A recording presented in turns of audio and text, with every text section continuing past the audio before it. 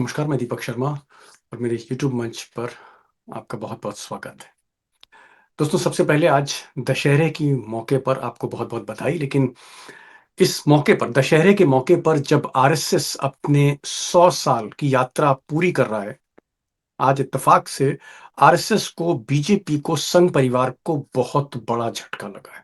और ये झटका किसी मामूली शख्स से नहीं, बल्कि इस देश के सबसे बड़े जज, chief justice of supreme court, chief justice of India B R Gavai के परिवार से आरएसएस को झटका लगा। आप कह सकते हैं 440 वोल्ट का करंट है ये। दरअसल chief justice of India B R Gavai साहब की जो माता श्री हैं कमलताई, इनको आरएसएस ने 5 अक्टूबर को दशहरे के एक बहुत बड़े फंक्शन पर, बहुत बड़े जलसे में चीफ गेस्ट के तौर पर बुलाया था। हालांकि वो जाना नहीं चाहती थी, लेकिन बीजेपी का प्रेशर था। कुछ लोग ये भी कहते हैं कि महाराष्ट्र के मुख्यमंत्री देवेंद्र फडणवीस, उनकी तरफ से अप्रोच की गई थी और फाइनली कमल ताई को मना लिया गया था। इनविटेशन कार्ड छप गए थे।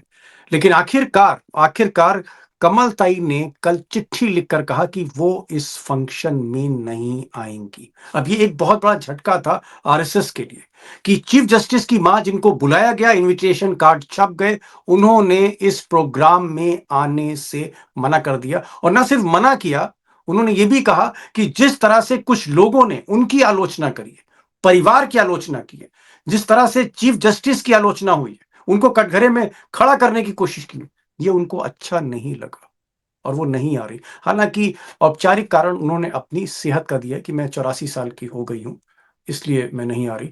लेकिन उन्होंने ये भी कहा कि उनके पति दादा साहब गवई ने कभी भी आरएसएस का सपोर्ट नहीं किया, वो अंबेडकरवादी थे। तो एक बहुत बड़ी कंट्रोवर्सी खड़ी कर दी कमलताई ने और आरएसएस को दशहरे के मौके पर, आप कह सकते हैं, सवालों के घेरे में खड़ा कर दिया है। अब दोस्तों, हमारे देश का संविधान, कॉन्स्टिट्यूशन कहता है कि सरकार और अदालतों के बीच में एक निश्चित दूरी होनी चाहिए, एक सम्मान रहना चाहिए, लेकिन दूरियां भी रहनी चाहिए। जुडिशरी और गवर्नमेंट एक मंच पर नहीं आती, दूरी रखती है।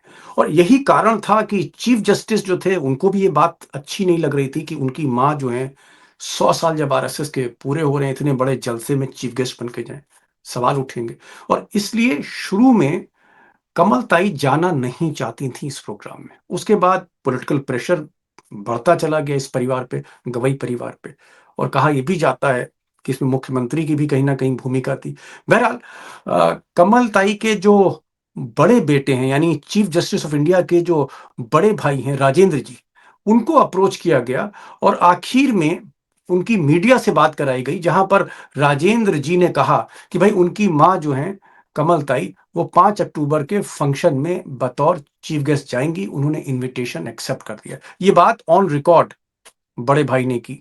उनका कार्यक्रम 5 तारीख को अमरावती में हो रहा है और वहां पे आदरणीय आई साहब को बुलाया गया। गवई साहब, आई साहब ने वो निमंत्रण स्वीकार भी किया है। मैं बस एक ही कहना चाहता हूं कि व्यक्तिगत संबंध और राजकीय संबंध अलग होते हैं। व्यक्तिगत संबंध अपन जब उसको निभाते हैं तो अपन अपने आइडियोलॉजी को नहीं छोड़ते हैं। हमारी आइडियोलॉजी पक्की है।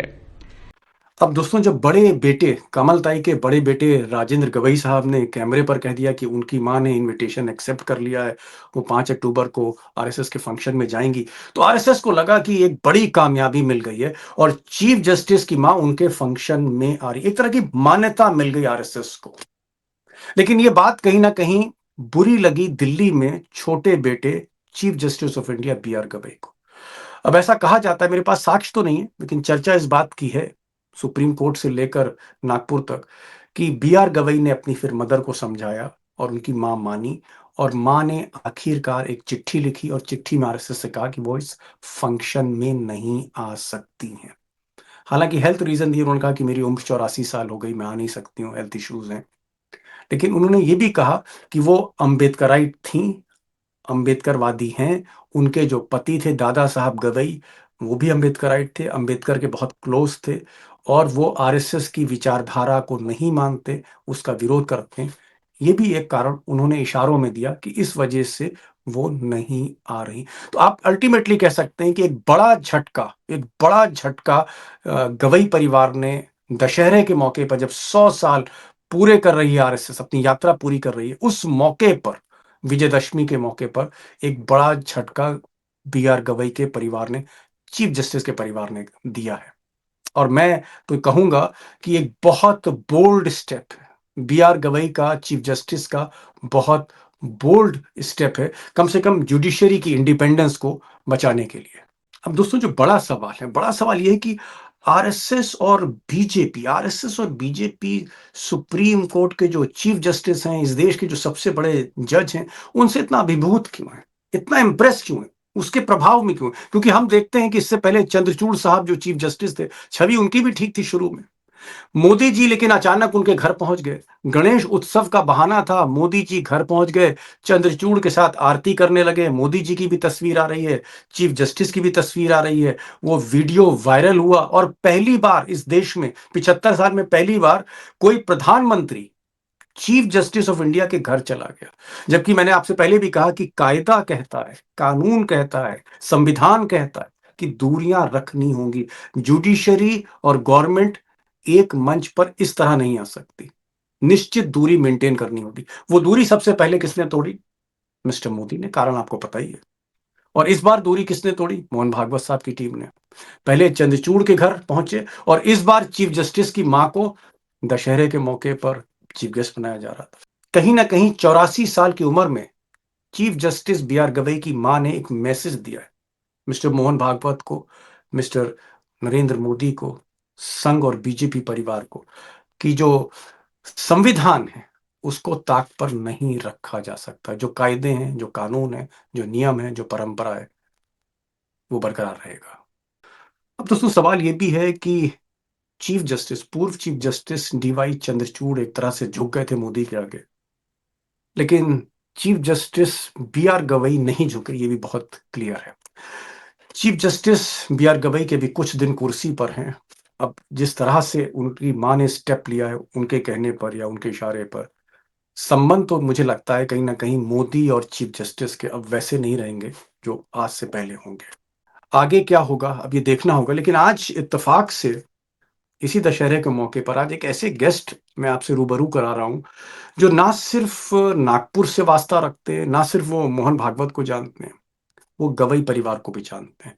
गवई की चीफ जस्टिस गवई की जो माता श्री हैं कमलताई, उनके वो स्टूडेंट रहे, कमलताई उनके टीचर थी, परिवार को जानते हैं, संघ परिवार को भी जानते हैं, गवई परिवार को भी जानते हैं। उनका नाम है प्रकाश पोहरे, वरिष्ठ पत्रकार हैं, हमारे साथ नागपुर से जुड़ रहे हैं, अमरावती से भी उनके तार जुड़े हुए हैं, जहाँ का ये मामला है, जहाँ कमलताई रहती हैं। आज मैंने कई तीखे सवाल और तर्क सवाल जो हैं वो प्रकाश पोहरे साहब से किए हैं कि भाई, बड़े बेटे की नहीं मानी, छोटे बेटे की बात मानी, कमला ताई जो हैं, क्या अल्टीमेटली उन्होंने एक तरह से जोखिम मोल ले लिया अपने परिवार के लिए, क्योंकि आरएसएस के इनविटेशन जो छप चुके थे उसको खारिज किया, उसको ठुकराया। आप सुनिए, प्रकाश पोहरे साहब की बात सुनिए, और मुझे लगता है आज दिल से बहुत सी सच्चाइयां दिल के भीतर से पोहरे साहब की जुबान से निकली हैं, उसको सुनिए और खुद तय करिए। गवई की मां ने जो बोल्ड स्टेप लिया है, उससे भले ही आरएसएस को झटका लगा है, बीजेपी को झटका लगा है, लेकिन संविधान की साख को उन्होंने बरकरार रखा है। सुनिए पोहरे साहब को, सुनिए।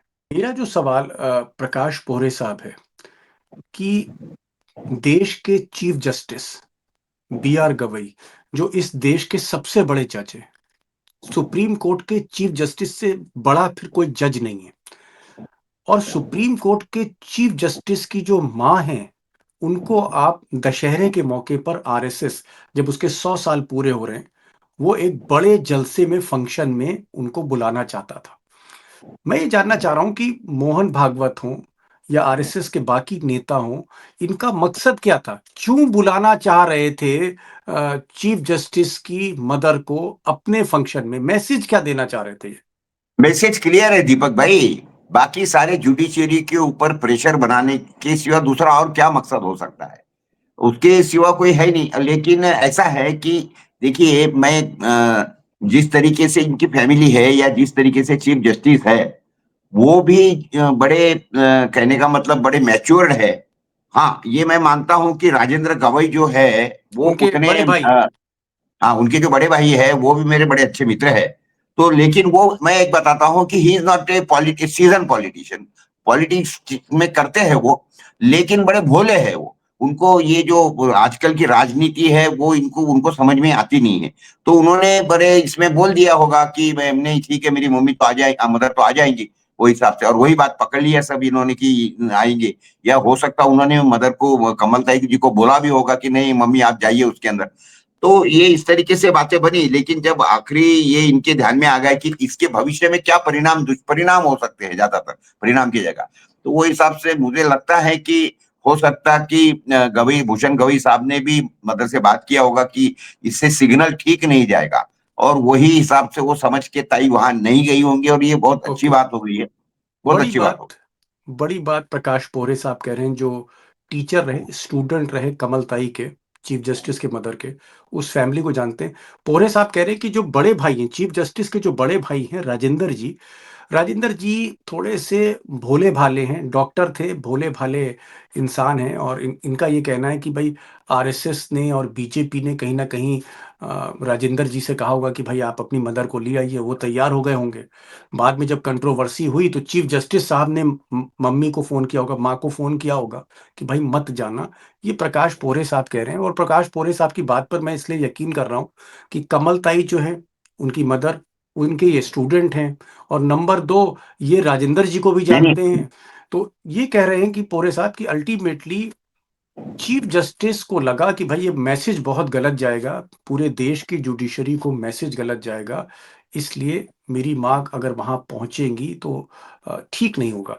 एक चीज मैं यहां जानना चाह रहा था कि क्या आपको लगता है कि इसमें देवेंद्र फडणवीस, ऐसी मेरे पास कोई साक्ष्य नहीं है, लेकिन लोग कह रहे हैं कि जब कमल ताई ने पहले रिफ्यूज कर दिया था कि वो नहीं आएंगे शुरू में, उसके बाद आरएसएस के किसी नेता ने, ऐसा लोग कहते हैं कि देवेंद्र फडणवीस को अप्रोच किया, फिर देवेंद्र फडणवीस ने फोन किया, उन्होंने मैसेज डलवाया, और तब कमल ताई दोबारा तैयार हुई।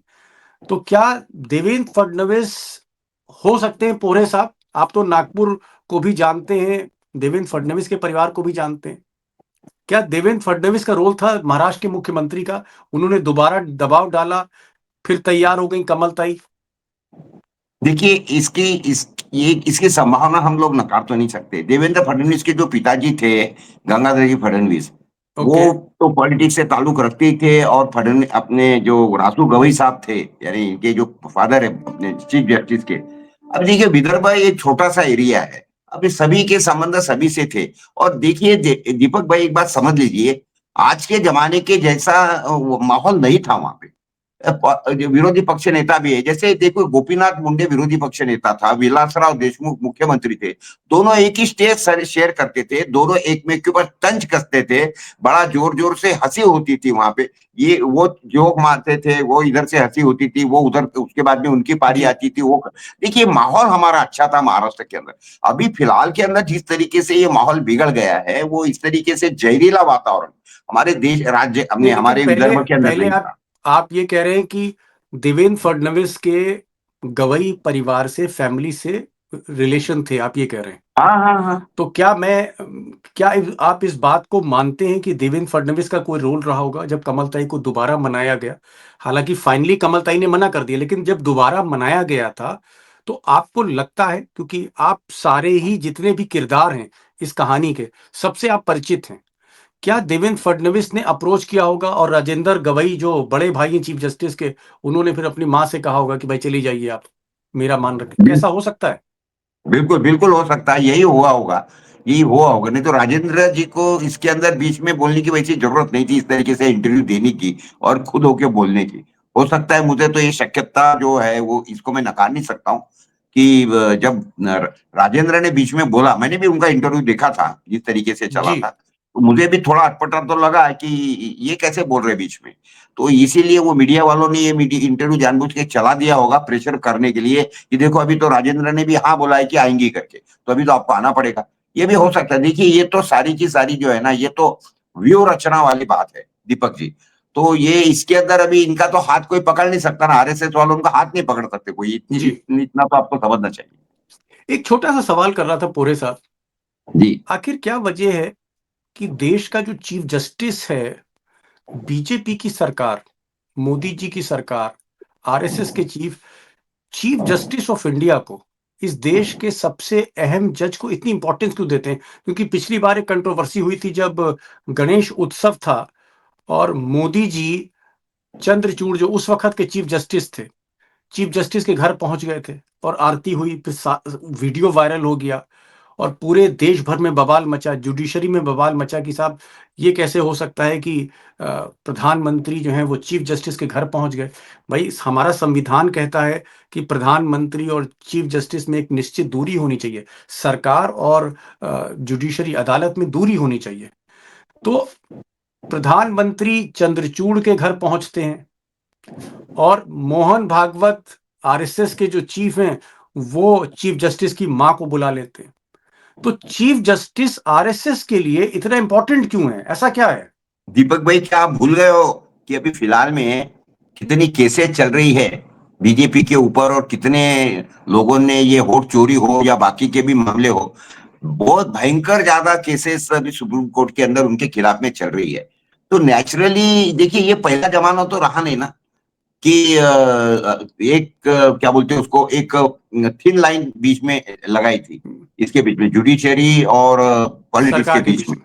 सरकार के बीच में रहती थी। लेकिन अभी तो आपने देखा है किस तरीके से सारा का सारा हो गया, और सारे जो भी हमारे पिलर्स है डेमोक्रेसी के, वो सारे के सारे पिलर्स इन लोगों ने किस तरीके से ध्वस्त करवा दिए या इनके खेमे में ले लिया है। अभी एक बड़े मुश्किल से हम ये कह सकते हैं कि एक आखिरी की आशा सुप्रीम कोर्ट ये बची है। अब वो ये बताना चाहते हैं इस तरीके के काम करके कि भैया आप ज्यादा अगाऊपना मत करो, देखो सारे हमारे तरफ हमारे खेमे में हैं, तो इसलिए ओके, हम जैसा बोलते हैं वैसा करो और वैसा चलो। तो ये भी मैसेज हो सकता है जी। ओके। चाहे आप आप ये सुप्रीम कह कोर्ट जाओ, कहाँ जाओ, लेकिन जो निर्णय है हमारे तरफ से ही आ सकता है। ओके, मतलब आप कह रहे हैं कि आरएसएस ये मैसेज देने की कोशिश कर रही थी कि चाहे पत्रकार हो, चाहे मीडिया हो, चाहे अडानी हो, अंबानी हो, बिजनेसमैन हो या फिर जुडिशरी हो, देश की सबसे बड़ी अदालत भी कहीं न कहीं हमारे उनके साथ संपर्क हैं। हम मतलब ह सब सारी संस्थाओं ने हमको मान्यता दे रखी है। आप ये कहना चाह रहे हैं। जी, बिल्कुल वही बात है। और यही अ, मेरे हिसाब से ये सारे जो अभी जो सरकत चलाई गई कि उनको बुलाया गया है, फिर बाद में राजेंद्र का इंटरव्यू लिया गया और किस तरीके से मीडिया में ये चीज को हाइप की गई, तो ये प्रेशर बनाने की कोशिश की गई पूरी तरीके से कि तय आपको आना ही पड़ेगा। तो ये और ये इसका पीछे का रीजन ही ये है, ये सारे नॉट ओनली टू जुडिशियरी, अब जुडिशियरी अगर, और वो भी सुप्रीम कोर्ट अगर खेमे में आ गया, जो लोगों को ऐसा लगता है कि नहीं भाई, पहला चंद्रचूड़ तो था लेकिन अभी ये जो है ये एक इंडिपेंडेंट जज है, लेकिन ये काम करके वो ये भी बताने की कोशिश कर रहे थे कि वो चंद्रचूड़ तो थे लेकिन ये भी हमारे खेमे में है। तो ये ओके, इस तरीके से बनाने की ये कोशिश थी, और उसी के लिए ये सारी की सारी कसरत चल रही थी, ऐसा मैं बिल्कुल समझता हूँ। ओके। बोरे साहब कह रहे हैं कि भाई एक मैसेज देने की ये कोशिश थी कि पहले जो चीफ जस्टिस थे चंद्रचूड़ वो भी हमारे साथ हैं, गवाई साहब भी हमारे साथ हैं और हमारे एक तरह से संघ परिवार के पारिवारिक रिश्ते हैं। ये एक मैसेज देने की कोशिश कर रहे थे। लेकिन पोरे साहब अंतिम सवाल मेरा ये है कि जिस तरह से कमल ताई ने, जो आपकी टीचर थी, उन्होंने पहले मना किया जब इनविटेशन दिया गया। उसके बाद आरएसएस ने कार्ड छपवा दिए, इनविटेशन छपवाए। इनविटेशन में चीफ गेस्ट के तौर पे उनका नाम था। उसके बाद जब उन्होंने मना किया तो आरएसएस के हाथ-पाँव फूल गए कि भाई अब तो अपमान हो जाएगा। फिर आप कह रहे हैं कि देवेंद्र फडणवीस को अप्रोच किया गया। उन्होंने बड़े भाई से बात करी। बड़े भाई ने माँ को मनाया, माँ फिर मान गई और फिर हर जगह गोदी मीडिया में आ गया कि नहीं साहब, पहले मना कर रही थी लेकिन अब कमल ताई जा रही हैं। दशहरे के मौके पर और 100 साल आरएसएस के जो पूरे हो रहे हैं वो चीफ गेस्ट बन रही हैं। लेकिन फिर फाइनली उन्होंने मना कर दिया। आखिर में उन्होंने फिर मना कर दिया कि नहीं अब मैं नहीं जा रही हूँ। क्या आपको लगता है कि इसमें चीफ जस्टिस साहब का बड़ा रोल होगा? और ये जो स्टेप है बहुत बोल्ड स्टेप है क्योंकि कहीं न कहीं मोदी और मोहन भागवत का अपमान तो हुआ है। भाई बिल्कुल, देखिए बोल। मैं आपको बुलाऊँ पोरे साहब और मैं इन्विटेशन पूरे मोहल्ले में बाँट दूँ अपने रिश्तेदारों में कि भाई पोरे साहब मेरे फंक्शन में आ रहे हैं और आखिरी टाइम पे आप मना कर दें, तो मेरी तो बेइज़्ज़ती होगी। क्या आपको लगता है कि आरएसएस का को झटका लगा है? अपमान हुआ है? आपको ऐसा लगता है? इसमें तो कोई शक नहीं है ना दीपक भाई। जब कांट शब्द ऐसा हो गया है उसके बाद में नहीं जाना है तो नेचुरली ये झटका तो और अपमान तो हुआ ही है इसके बारे में। लेकिन उसके बावजूद भी मैं ये बोलूंगा, इनका क्या अपमान होता है क्या होता है वो बाजू में रख दीजिए, लेकिन देश के लिए ये बहुत अच्छी बात हो गई है ये मैं बोलूंगा। ताई अगर वहां जाती थी ना तो मैसेज ठीक नहीं जाता था, क्योंकि ओके। इन्होंने तो जो किया ना, इसको मैं तो यही बोलूंगा कि ये षड्यंत्र इन्होंने किया, ये जानबूझ के उन्हीं को बुलाना। ऐसे ताई को वहां पे बुलाने का हालांकि कोई ये नहीं था, इनके पास में कई गेस्ट थे, उनको सबको बुला सकते थे वो, लेकिन उनको ना बुलाते हुए एकदम ताई को बुलाना, और वो भी ताई का एज देखिए करीब करीब 80-82 का ताई का एज होगा अभी। हाँ तो जी, वो हिसाब 84 से का। 84 जी। का, तो वो हिसाब से उनको बुलाना हालांकि कोई जरूरत ही नहीं थी, लेकिन बुलाया ओके। गया। तो ये इन्हीं के जो ये इनका जो एक प्लानिंग है वो प्लानिंग के तहत ये सारा किया गया होगा। ये समझने के लिए कोई ज्यादा बुद्धिमत्ता की जरूरत नहीं है, ये तो सारा का प्लानिंग खेला करा किराया खेल है ये। लेकिन उसको झटका लगा, और लेकिन ये भी बात समझिए कि आगने वाले दिनों के अंदर ये इसका कुछ ना कुछ तो रिपलकेशन होने वाला है। ऐसी ओके। ये बात ऐसी आई गई नहीं हो सकती है। ओके। एक और सवाल मैं पूछना चाह रहा था। आपको क्या लगता है कि बी आर गवई फाइनली उन्होंने अपनी माँ को कहा कि भाई आप मत जाओ, क्योंकि इससे जुडिशरी की जो एक इंडिपेंडेंट इमेज है, एक जो स्वतंत्र और निष्पक्ष जुडिशरी, उस पर दाग लगेगा। क्या आप बी आर गवई, जो अभी chief justice B R Gavai हैं, उनको चंद्रचूड़ से बेहतर मानते हैं? जो बाकी चीफ जस्टिस जो सरकार के कदमों में झुके रहते हैं, जैसे गगोई साहब थे, वो मोदी के कदमों में झुके रहे और मोदी जी ने उनको राज्यसभा का सांसद बना दिया। क्या मौजूदा चीफ जस्टिस बाकी चीफ जस्टिस से अलग हैं, बोल्ड हैं? देखिए दीपक भाई, ये बात तो बिल्कुल क्लियर है कि बी आर भूषण गवई जी ने ये ऑलरेडी डिक्लेयर कर दिया है कि वो रिटायर्ड होने के बाद में कोई पद नहीं लेंगे सरकार का। तो उनको तो कोई लालच है ही नहीं, सबसे पहली बात ये उनकी बात क्लियर होगी टोटली। तो उसके बाद में देखिए, जी हुजूरी तो कौन करेंगे, गोगोई ने क्यों जी हुजूरी की, क्योंकि एक तो वो रॉन्ग साइड गए थे। उनको तो, आपको ओके। तो मालूम है किस तरीके से गोगोई का जो हाँ। केस था, वो केस के अंदर वो खुद ही जज बने और खुद ही खुद को क्लीन चिट दे दिया। जी हाँ। और उसके बाद में तो ये ऐसी तो बातें हुई नहीं है। तो लेकिन बी आर गवई का जिस तरीके से अभी तक के औदौर ट्रैक रिकॉर्ड रहा है, मैं नहीं समझता हूं कि उनकी कोई उंगली कहाँ फंसी है। ये होता क्या है, जिसकी उंगली फंसी है ना वो कुछ आदमी कॉम्प्रोमाइज कर लेता है। अब इनकी कोई उंगली फंसी है ऐसा तो मैं समझता नहीं हूँ कि टोटली क्लीन रिकॉर्ड है इनका और इनके फैमिली का जी भी। जी तो लेकिन ये इस तरीके से उनको प्रेशराइज करने के लिए ये जो करने की कोशिश हुई थी उसमें से ये बचे हैं। और मैं नहीं समझता, और उसके बाद में इन्होंने क्लियर कर दिया कि मैं कोई सरकारी पद नहीं लूंगा रिटायर्ड होने के बाद में। तो जी अभी बचा क्या है? अच्छा, अभी 2 महीने ज्यादा से ज्यादा उनके रिटायरमेंट को बचे हैं, ये भी पहले हमको समझना चाहिए। तो अब ये 2 महीने के लिए अभी जो जिंदगी में नहीं किया है वो 2 महीने में क्यों करेंगे, जी। किस लिए करेंगे? चलिए। और विदर्भ प्रकाश की पुरे। माटी है साहब ये जी विदर्भ की माटी है, एक बात समझिए, माटी। विदर्भ की बिल्कुल। माटी झुकती नहीं है कहीं पे, एक बात ओके। समझिए आप। जी। विदर्भ की मिट्टी है और विदर्भ की मिट्टी झुकती नहीं है। प्रकाश पोरे साहब जो स्टूडेंट रहे कमला ताई के, जो चीफ जस्टिस की मदर हैं, पूरे परिवार को अच्छी तरह से जानते हैं, पत्रकार भी हैं, देवेंद्र फडणवीस को भी जानते हैं, मोहन भागवत को भी जानते हैं। 2-3 बातें इन्होंने कही, मैं उसको दोहराना चाह रहा हूँ। नंबर एक, इन्होंने कहा कि भाई कमल ताई अगर नहीं गई, फाइनली नहीं गई, पहले हाँ कर दिया था बाद में ना किया, तो ये देश के लिए अच्छा है, क्योंकि सत्ता और न्यायालय, इनके बीच में इस तरह के रिश्ते नहीं देखने चाहिए। मैसेज बहुत गलत जा रहा था। और दूसरा, उन्होंने कहा कि बी आर गवई चंद्रचूड़ से बेहतर चीफ जस्टिस हैं, बाकियों से बेहतर चीफ जस्टिस हैं, झुकते नहीं हैं। उन्होंने कहा कि मैं कोई सरकारी नौकरी नहीं लूंगा, सरकारी पद नहीं लूंगा रिटायरमेंट के बाद। तो बोल्ड चीफ जस्टिस है, निष्पक्ष हैं, निष्पक्ष बने रहना चाहते थे। अल्टीमेटली उन्होंने माँ को समझाया और माँ मान गई। बहरहाल मेरा इसमें एक फाइनल टेक ये है कि अभी भी 5 अक्टूबर में कुछ दिन हैं और मोदी शाह की हुकूमत है। पता नहीं फिर कौन सा प्रेशर डाल दें और माँ फिर कह दें कि अच्छा फाइनली मैं आ रही हूँ। तो ये चीज़ नहीं होनी चाहिए। बहरहाल पोरे साहब, बहुत बहुत शुक्रिया, इस सच्चाई को आप सामने लाए और आपने कहा कि कमल ताई जो आपकी टीचर हैं, उन्होंने भी हिम्मत दिखाई, चीफ जस्टिस ने भी हिम्मत दिखाई, और दशहरे के मौके पर 100 साल जब आरएसएस के पूरे हो रहे थे, तो उनकी माँ जो चीफ जस्टिस बनी थी, फाइनली उन्होंने इन्विटेशन आरएसएस का ठुकरा दिया। ज़ाहिर तौर पे ये मोहन भागवत हों या मोदी जी हों, कहीं न कहीं अपमान तो हुआ। देखना आगे क्या होता है। चलिए, हम तो ईश्वर से यही प्रार्थना करेंगे विजयदशमी के दिन कि बीआर गवई साहब जो है, उन पर कोई इस तरह का अब आरोप ना लगे और उनसे बदला ना ले लिया जाए। बोरे साहब, बहुत-बहुत शुक्रिया। Thank you so much for joining this programme. Thank you so much on the day of Vijayadashami. Thank you so much. बहुत-बहुत थैंक शुक्रिया यू। आपका।